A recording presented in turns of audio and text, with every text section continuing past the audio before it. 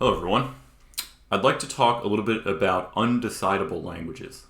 So these are languages that it's not possible to create a decider for, which means if I try to make a Turing machine to recognize this language, yeah, maybe I'll be able to accept the strings that are in the language, but if I'm trying to rule a particular string out, it's possible that I'll go into an infinite loop. So there's no way to guarantee that I can reject a string and halt in an undecidable language. So I explained in class how our canonical undecidable problem is ATM, or the problem of seeing whether, given an encoding of a Turing machine and a string, whether that Turing machine would accept that particular string. But unfortunately, that is not decidable, and the way that we proved it was with this diagonalization argument where we said, okay, look, by contradiction, if we did have a decider for ATM, what we could do is look at all possible Turing machines. We know there's countable many Turing machines. I showed a one-to-one correspondence between a Turing machine and strings in lexicographic order, of which we know there are countably many. So I can enumerate all possible Turing machines, and then I can say, okay, let's look at what each Turing machine does on a string encoding of itself. And if ATM is decidable, then there's an unambiguous answer here. We can say, well, either accepts or rejects. But then we're going to define this machine called weird, which says, okay, well, that is going to do whatever the opposite of what a machine would do on itself, right? But then we saw that there's a weird paradox here if we try to run weird on itself. So weird is supposed to do the opposite of what a machine would do on itself.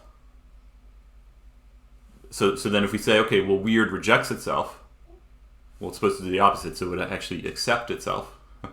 But then if it accepts itself, then it would reject itself. And so you go into this infinite loop. So something about our assumption that ATM was decidable must be wrong, because here we said there was a way to come up with an unambiguous answer for whether a machine would accept itself's string encoding. But if we could come up with an unambiguous answer, then we could define this machine weird.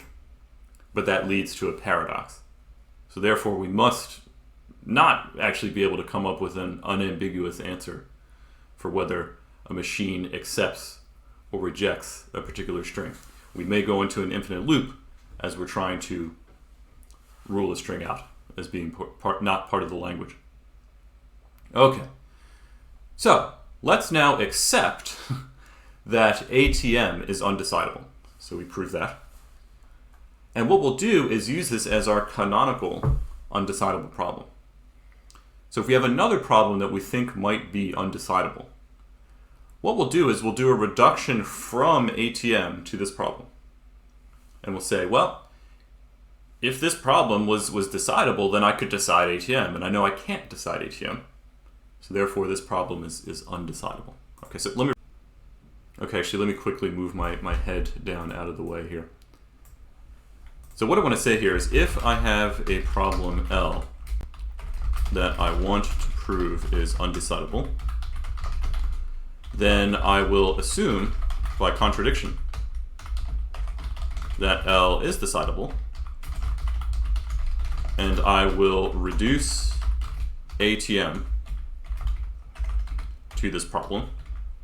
So I'll reduce ATM to deciding L, and I will show that the decider for L decides ATM. So I'm saying, okay, if you have this problem you think is undecidable, assume that you did have some kind of decider, then say I can use that decider as a subroutine to decide ATM, and I know that's impossible. So L must not be decidable. That's the idea. Okay. All right, let's show an example of this strategy applied to a particular problem. So let's look at what often people give as the canonical undecidable problem, which is called the halting problem. So let's apply the strategy to show that the halting problem is undecidable. So the halting problem, I'll write the languages as HTM. That is the language of Turing machine encodings along with strings to them, given that M is a Turing machine and M accepts W. Let's see, how does that look? Okay, that's fine. So that is the halting problem. Oh, I'm sorry. I went to say M halts on W. Okay, so I just accidentally defined ATM. I meant to say M halts on W. So that's a little bit different. It can accept or reject, but I needed to do one of those two. I'm saying I don't want an infinite loop scenario here. Okay, so let's try the strategy. So we'll say assume by contradiction that HTM is decidable. Let such a decider be called H. Okay, so what I'm going to do here is I'm going to write some pseudocode to show how I could then make a decider for ATM. So what I would do, okay, so ATM takes a machine and a string. And then what I would do is I would say, okay, first, if HTM, or if H, so I have my decider H, if HMW accepts, so that means that the machine halts on W, then it's safe to run the machine, right? So if the machine halts, it's safe to run the machine, and then I can actually run it. So I can say run M on W if M accepts, return accept, right? So ATM would accept, otherwise return reject.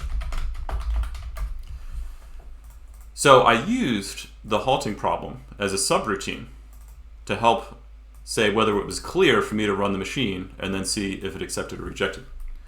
If the halting machine rejects, then we know it's going to go into an infinite loop. It is not safe to run this, and we would consider that to be a reject.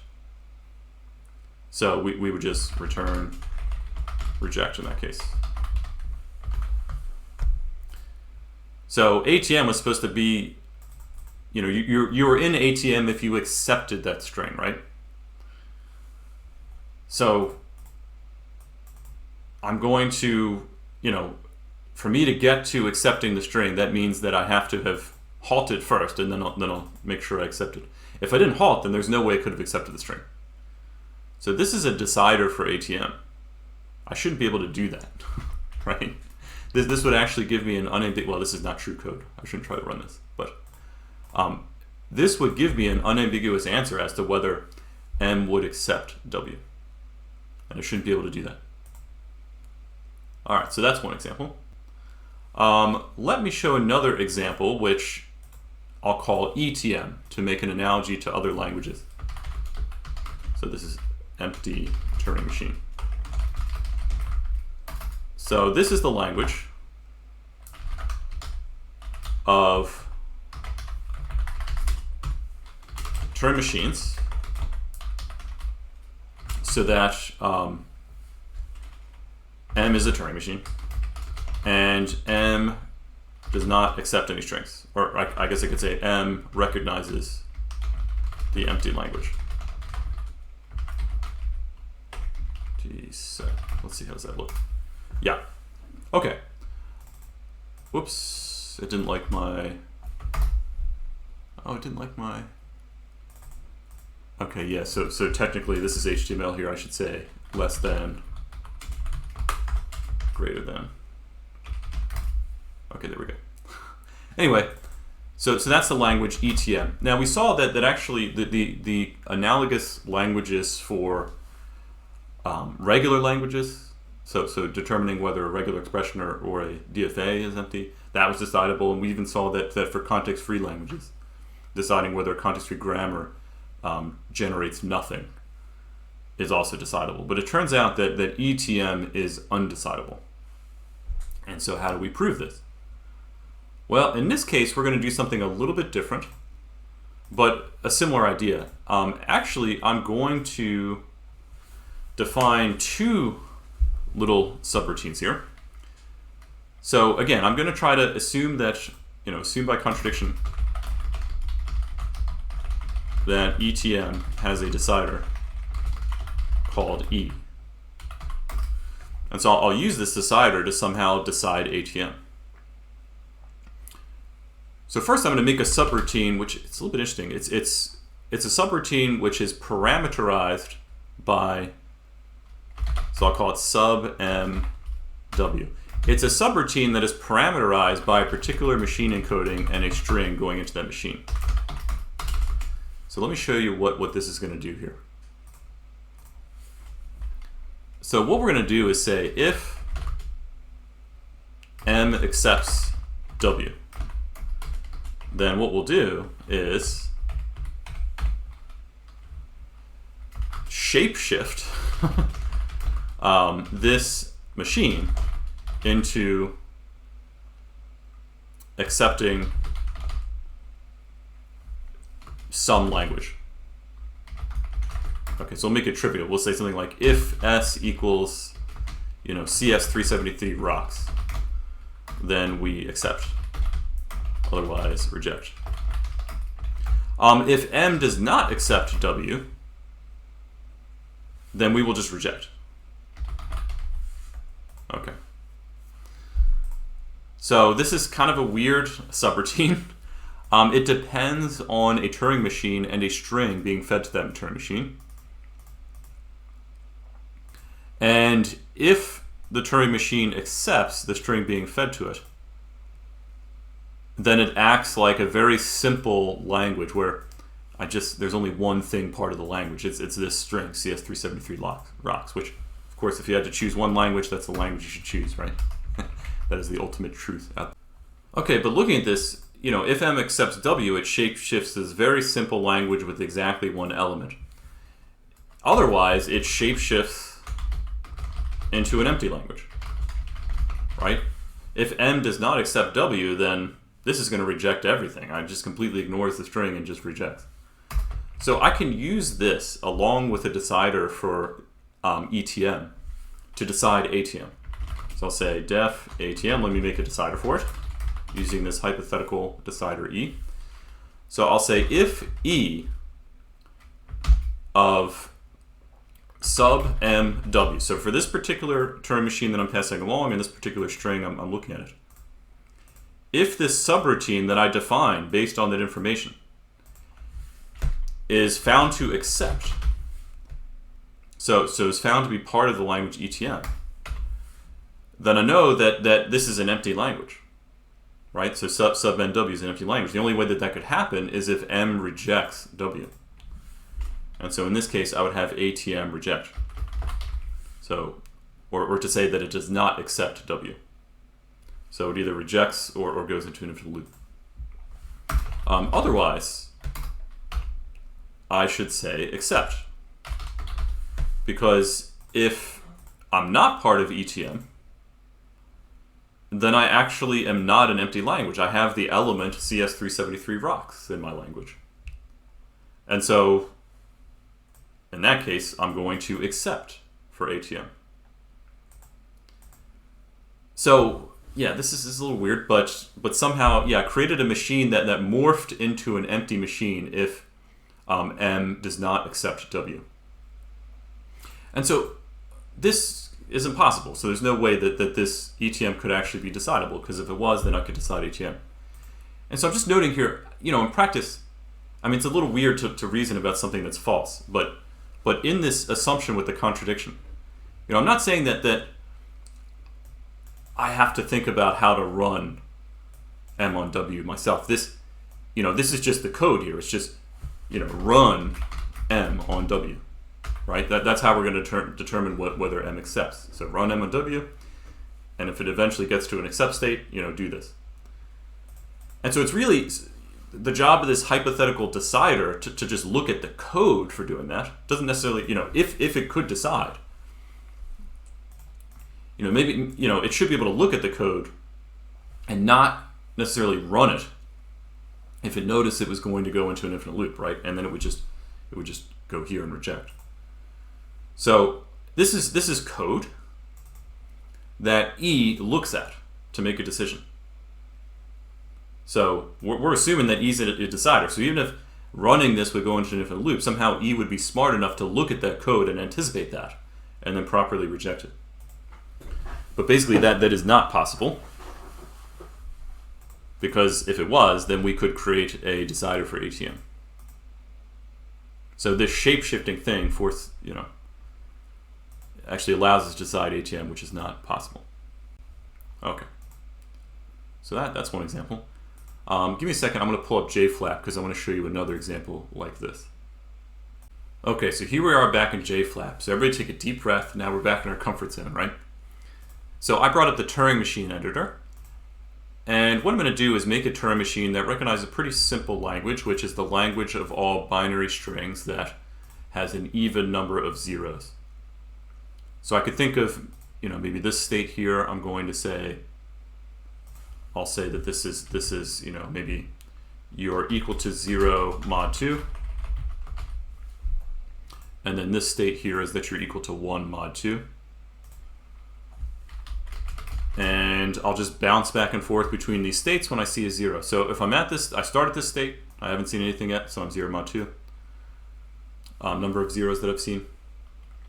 So if I see a 0 here, I'll go to 1. If I see a 0 here, I'll go back to 0. If I see a 1 that has no impact. And then the only difference between this and a DFA is if I happen to end on this state here. So if I get to a blank, that means I'm at the end of the input. And I'll go ahead and this will be my accept state. So just to show you that this works, let's look at a string. Let's say maybe 11011. So this should reject, because when we get to the end of the tape, we are not at an accept state. On the other hand, if I inputted, let's say, 100100111, that should accept because it has an even number of zeros.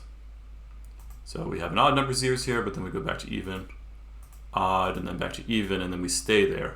When we get to the end of the tape, we reject.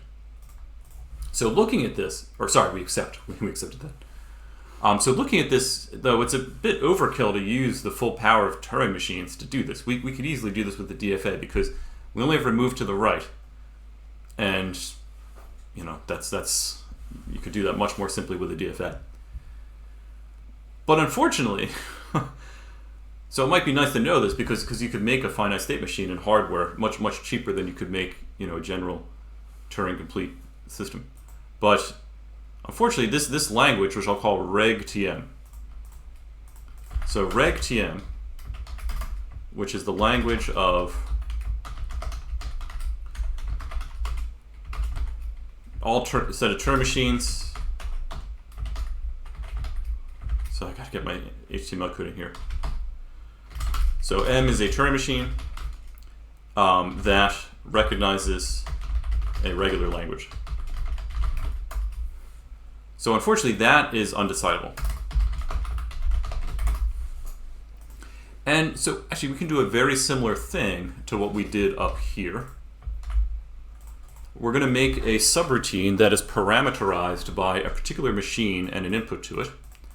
And we're going to do the same kind of shape-shifting thing, but this time we're going to do something a little different. So if M accepts W, we're going to shape-shift this machine into a regular language, into something accepting a regular language. So in this case, we would say something like, if S is in maybe 0 star, 1 star, for example, then accept, otherwise you reject.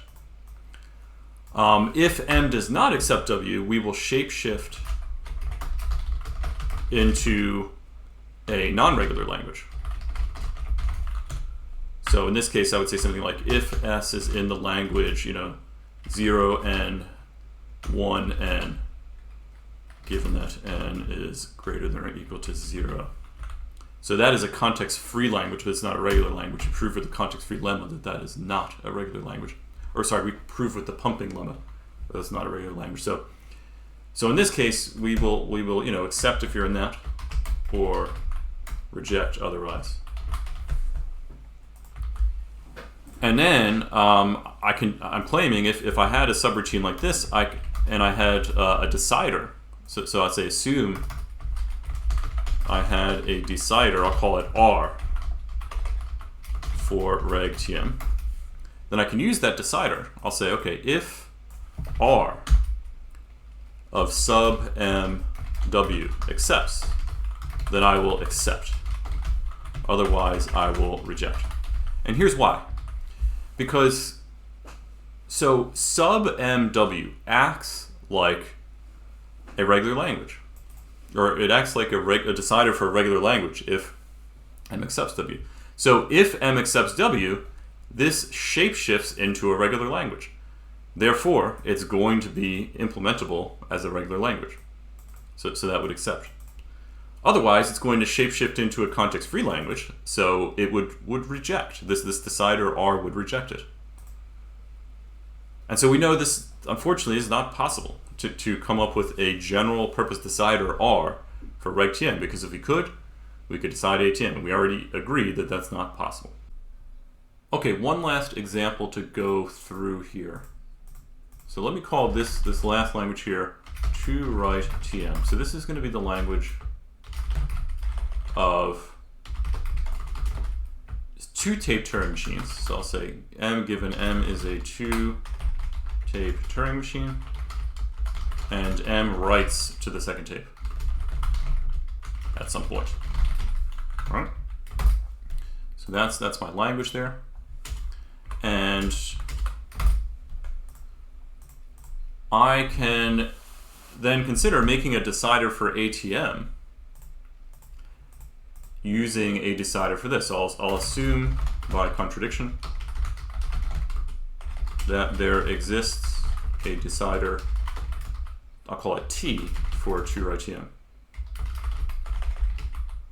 So let me use this decider to create a decider for ATM. Now, ATM, I'm going to write that subroutine first here, because ATM is actually going to take, this actually takes as input,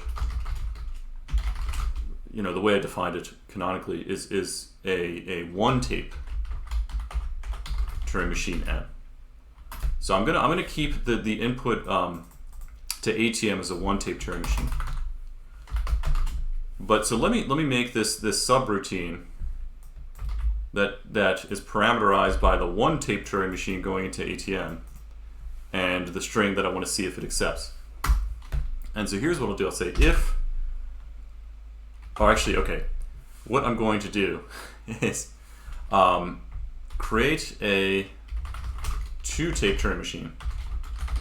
I'll call it M2. And I'll say, that's the first step, and then run M on the first tape. Run M, or I guess I should say load W onto first tape of M2, and run M2, or run M on M2 using that tape. All right, so M is a single tape Turing machine. I'm just going to run it on the top tape of this M2, and I'll say if M2 accepts on the top tape, then I will write a 1, say, to the second tape. Okay, and that's it. So basically, we just simulate running M on the first tape of this M2 here, and if that ends up accepting, then we'll write a 1 onto the second tape. Otherwise, otherwise we leave the second tape blank. So this subroutine here is actually a two tape Turing machine. And so this is something that could potentially be in the language TwoWriteTM. And so what I'll do is I'll say, okay, if that does happen to be in the language TwoWriteTM, so I'll say if this decider T accepts that machine, then I will return accept here. Because that's the only way this subroutine would shapeshift into something, or that this subroutine would write anything to the second tape. I guess it's not shapeshifting here. I'm just saying this is the only way that this two tape Turing machine would ever write to the second tape, if M2 accepts. on the top tape, or in other words, if M accepts W. Otherwise, it will never write to the second tape, and so we know that MW is not an ATM. So I just created a decider for ATM. I know that's not impossible. I know that is not possible. So therefore, this TwoWriteTM should not be decidable. Okay, so TwoWriteTM is undecidable. You can't just look at a two-tape Turing machine and determine, or you can't create a decider to look at a two-tape Turing machine in general and to say whether that is going to ever write to the second tape. All right, so that's a bunch of undecidable problems. The thing to remember here is I'm not saying that you can't look at specific instances of these problems and see whether they halt. Like for the example of the halting problem, I could certainly look at a code that looked like this, while true, print CS373 rocks. I could just look at that code and say, well, that's not going to halt. But what we're really saying is, in general, it's not possible to come up with a decider. So given any program, I can't necessarily determine if it's going to halt. I may be able to make versions of the halting problem for specific subclasses of Turing machines. And the example I just showed was fairly trivial, but an exercise that we often go through in data structures is saying, well, how do I know that your binary search code is not going to throw an infinite loop? There are ways to prove by induction that binary search code will actually halt. And so there are important examples where we do want to examine the code and see whether it's going to halt, and we can do that. But this just tells us in general that we can't. And so the same caveat holds for all of these. I'm not saying that there aren't specific types of machines that you can look at and determine, oh yeah, that really should be a regular language. Or yeah, that I can see that in that class of machines, I'm always going to avoid writing to the second tape. So you might be able to do that for certain classes. So not all hope is lost. It's just, don't ever think that you could write a general purpose kind of compiler that would ever figure out if something was going to go into an infinite loop, because you cannot do that in a general sense. All right, so that's the takeaway here.